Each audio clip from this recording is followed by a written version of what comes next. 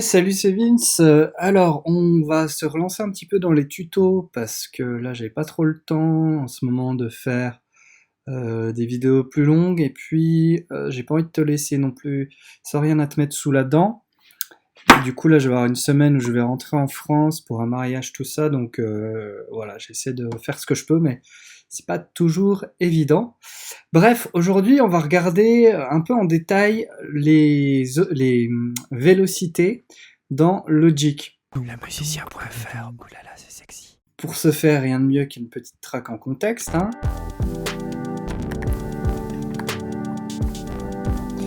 Avec une basse qui fait prout. On va d'ailleurs la couper parce qu'elle me saoule. Ok. Alors, les vélocités, hein, tu connais, on va dire, c'est ce qui va imiter la force d'une frappe, hein, sur une note. En gros, voilà. Donc son intensité, ce qui fait que une note va être plus ou moins forte à la fois en volume, mais aussi en termes de son. Alors là, ça va dépendre évidemment de chaque VST, etc. Mais alors je vais couper ma reverb de fou là.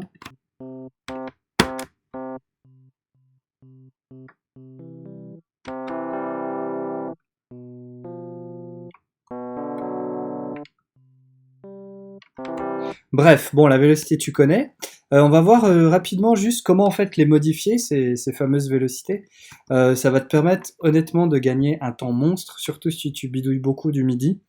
Et c'est juste, voilà, c'est des trucs essentiels. Donc, pour modifier, on va dire, tes notes MIDI, tes vélocités, tu vas avoir trois ou quatre options principalement. Donc, on va aller se mettre par là, par exemple, sur le drum beat. Hop. Ok. Donc, la première chose que tu peux faire, c'est sélectionner une note et puis baisser sa vélocité ici. Ça te permet, voilà, comme ça, tu vas voir visuellement avec le code couleur, mais ça, je reviens pas. Je vais pas parler de ça, voilà. Donc, faut pas hésiter à jouer comme ça dans ton morceau pour alterner un peu. Si tu veux, l'intérêt de travailler ces vélocités musicalement, c'est surtout de casser le côté monolithique, très froid, très rébarbatif du son et lui donner des légères variations, tu vois. Ne serait-ce qu'en faisant un peu fluctuer la vélocité, par exemple, sur des snares ou sur des charlets, des hi-hats, tu vas vachement jouer comme ça.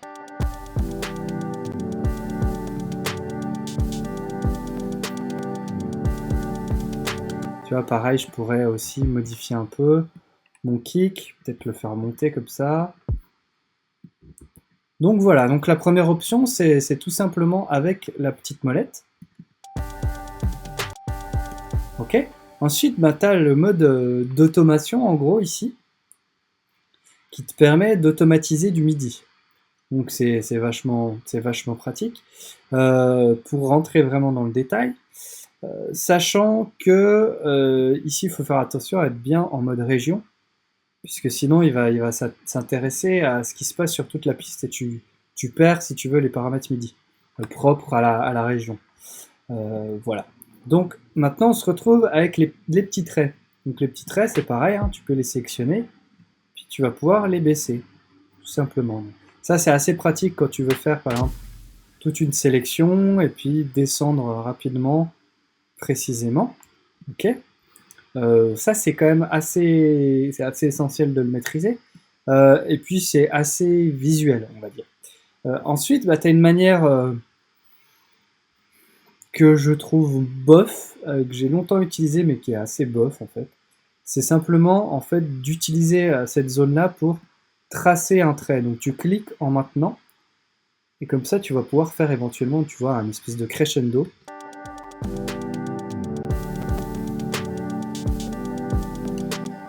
Disons que ça, c'est pratique pour créer des crescendo, des décrescendo, des espèces de montées comme ça. Moi, je l'utilise uniquement dans ce sens-là. Et les dernières options, en fait, c'est des trucs qui m'ont été souvent demandés. Alors, tu as une option qui te permet de mettre toutes les vélocités au même niveau.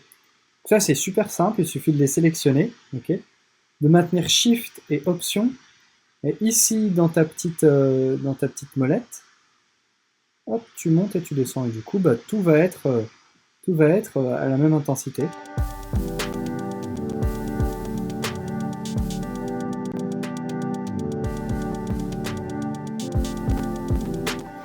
Ce qui te permet, bah, notamment pour des trucs type drums, c'est assez pratique, mais voilà, c'est évidemment casse-gueule puisque ça enlève le côté naturel de la musique, quoi, évidemment. Mais, c'est pas forcément grave, hein. Donc ça c'est une chose. Et puis alors, pour finir, c'est la cerise sur le gâteau. En fait, c'est un raccourci. Alors c'est un raccourci, c'est con, hein, mais c'est le genre de raccourci qu'on n'utilise pas forcément, mais qui te change la vie. Et puis d'une manière générale, hein, les raccourcis, c'est juste essentiel en production, quel que soit ton logiciel, etc. Et du coup, alors soit tu peux passer ici par la palette d'outils et utiliser l'outil vélocité, ce qui va te permettre, en gros, quand tu es sur une note MIDI, de la sélectionner, de monter ou de baisser sa vélocité. Voilà. Donc tu pourrais très bien, par exemple, l'avoir en outil secondaire, puis quand tu appuies sur commande, bah, du coup il apparaît, ça te permet de faire appel à la vélocité. Voilà. Sauf que moi j'aime pas parce que c'est rébarbatif et moi j'aime bien avoir bah, j'ai pas l'habitude d'utiliser, si tu veux, l'outil secondaire dans les notes MIDI. Moi j'ai une autre option qui est vachement mieux. Il suffit en fait, quel que soit l'outil, hein, de maintenir contrôle et commande. Et contrôle et commande, ça fait apparaître la souris le petit V de vélocité, ce qui va te permettre de tout de suite pouvoir jouer sur tes vélocités très rapidement et corriger ces problèmes de vélocité tout de suite, quoi. Tu vois que en fait ça permet de rester, si tu veux, au même endroit que ta souris plutôt que d'aller ici, de venir là par exemple, ou d'aller ici, si tu veux, puis d'avoir le truc d'automation de monter ou de descendre. Là, tu es vraiment sur la zone en question. Hop, tu montes, ça tu descends, et tu gagnes un temps monstre, comme la plupart des fois où tu utilises des raccourcis. C'est comme ça que tu gagnes du temps.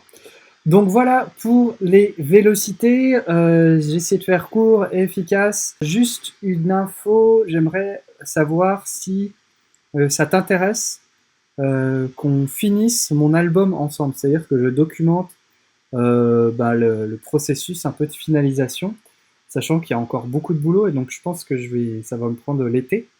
Et je voulais savoir si toi ça t'intéresse de suivre ça, d'éventuellement voilà, d'y participer directement ou indirectement. Et puis voilà, de faire un peu le témoin de ça, et puis éventuellement m'apporter ton aide, tes recommandations et tout. Je serais curieux de savoir, mais je voudrais être sûr que c'est quelque chose qui t'intéresse avant de me lancer là-dedans, parce que ça risque d'être une sacrée mission. Et puis, comme tu sais, avec le petit baby, les journées sont très courtes. Et du coup, au niveau du temps, voilà, c'est compliqué de jongler. Et puis, mine de rien, finir un projet musical, c'est pas évident.